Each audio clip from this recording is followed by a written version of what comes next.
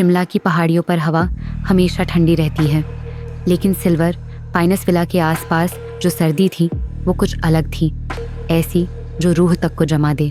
स्थानीय लोग कहते थे जगह खूबसूरत है मगर जिंदा लोगों के लिए नहीं।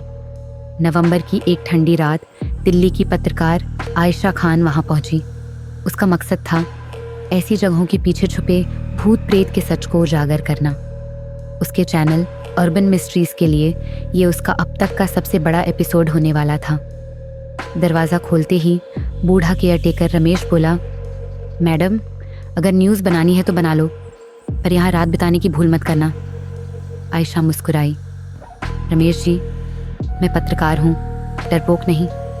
रमेश बस धीरे से बोला, ठीक है, पर अगर कुछ अजीब दिखे तो भागना मत, ये घर मेहमानों को जाने नहीं देता। रात को आयशा ने कैमरा सेट किया, माइक्रोफोन लगाया और रिकॉर्ड बटन दबाया। बाहर हवा सिसकारियाँ भर रही थी, अंदर पुराने लकड़ी के दरवाजे चरमरा रहे थे। 12 बजे का घंटा बजा, ठंडी हवा का झोंका आया और टेबल पर रखी मोमबत्ती बुझ गई।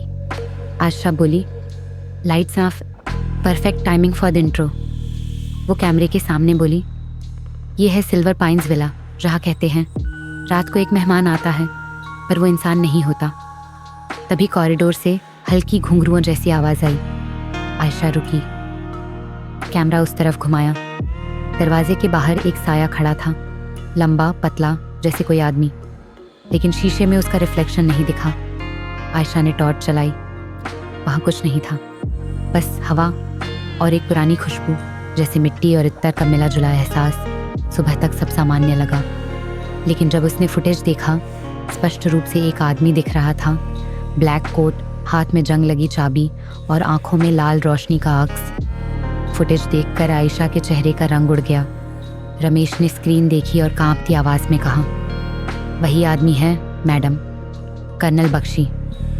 20 साल पहले इन्हीं कमरों में उनका कत्ल हुआ था। पुलिस ने केस बंद कर दिया, अनसॉल्व्ड।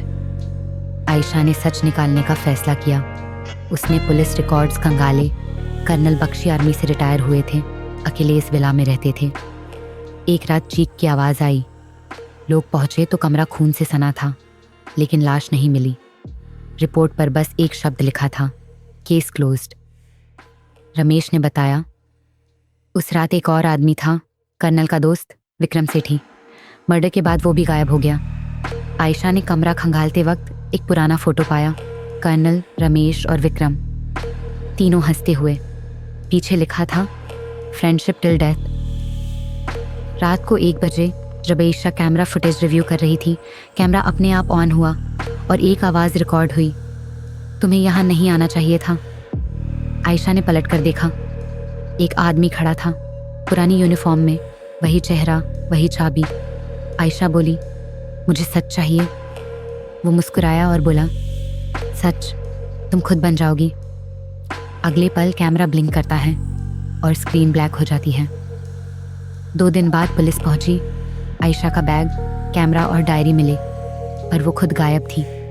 कैमरे के आखिरी फ्रेम में आयशा खिड़की के पास खड़ी थी और स्टैटिक नॉइस के बीच उसका चेहरा धीरे धीरे कर्नल बख्शी जैसा बन रहा था। केस संभाला इंस्पेक्टर अर्जुन मेहरा ने, CID ब्रांच से। वो भूत प्रेत पर यकीन नहीं करता था। उसने कहा, घोस्ट नहीं, यहाँ कोई गेम चल रहा है। उसने फुटेज फ्रेम बाय फ्रेम देखा। एक शॉट में कर्नल के साए के पीछे एक और परछाई थी, किसी जिंदा आदमी की।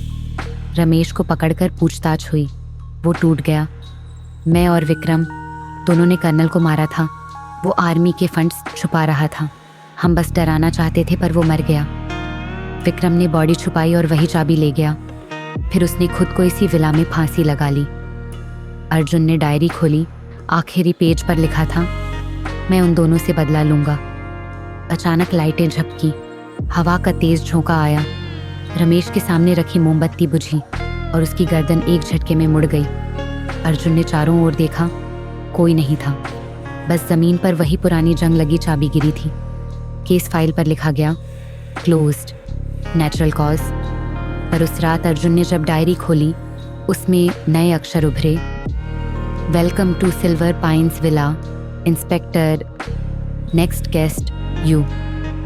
कैमरा धीरे धीरे फेड होता है और आखिरी आवाज़ आती है, कुछ मेहमान कभी नहीं जाते।